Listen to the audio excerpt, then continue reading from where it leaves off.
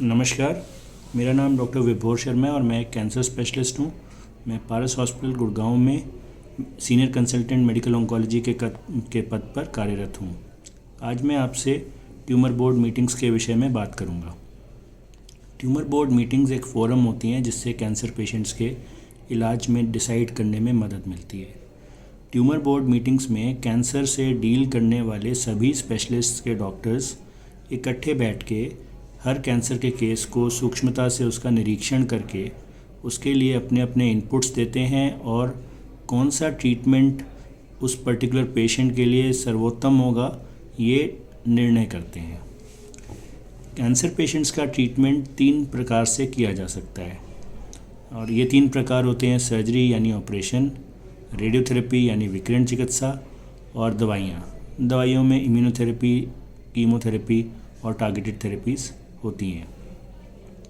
Tumour board meetings में medical oncologist होते हैं जो कि कैंसर की दवाइयों से डील करते हैं, सर्जिकल ऑन्कोलॉजिस्ट होते हैं जो कैंसर के ऑपरेशन से डील करते हैं और रेडिएशन ऑन्कोलॉजिस्ट होते हैं जो कैंसर की रेडियोथेरेपी से डील करते हैं। इन सब के सिवाय ट्यूमर बोर्ड मीटिंग्स में पैथोलॉजिस्ट होते हैं जो बायोप्सी, FNAC, मॉलिक्यूलर टेस्टिंग की रिपोर्टिंग से डील करते हैं। न्यूक्लियर मेडिसिन कंसल्टेंट्स होते हैं जो PET CT स्कैन्स की इंटरप्रिटेशन से डील करते हैं और रेडियोलॉजिस्ट होते हैं जो MRI scans, CT scans, X-rays और अल्ट्रासाउंड से डील करते हैं। इन सब का भी ट्यूमर बोर्ड मीटिंग्स में बड़ा अहम योगदान होता है।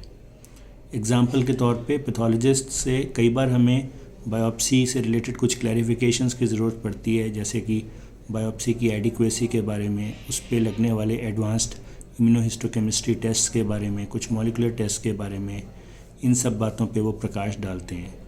न्यूक्लियर मेडिसिन कंसल्टेंट से हमें PET CT की फाइनर डिटेल्स और उनकी इंटरप्रिटेशन के बारे में इनपुट्स की ज़रूरत पड़ती है।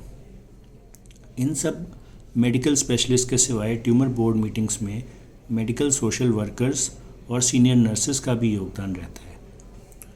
ट्यूमर बोर्ड मीटिंग्स में केस डिस्कशन से कैंसर के मरीज़ों का लाभ होता है। उनका केस एक पैनल ऑफ एक्सपर्ट्स जब स्टडी करते हैं और सब लोग अपने अपने विचार देते हैं तो उससे पेशेंट के लिए क्या सबसे अच्छा ट्रीटमेंट हो सकता है ये डिसाइड करने में मदद मिलती है।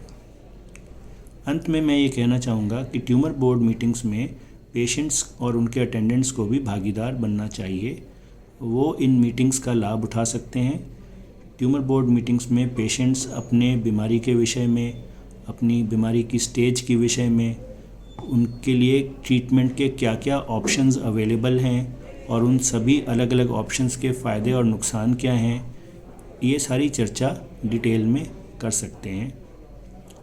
वीडियो को अंत तक सुनने के लिए धन्यवाद। नमस्कार।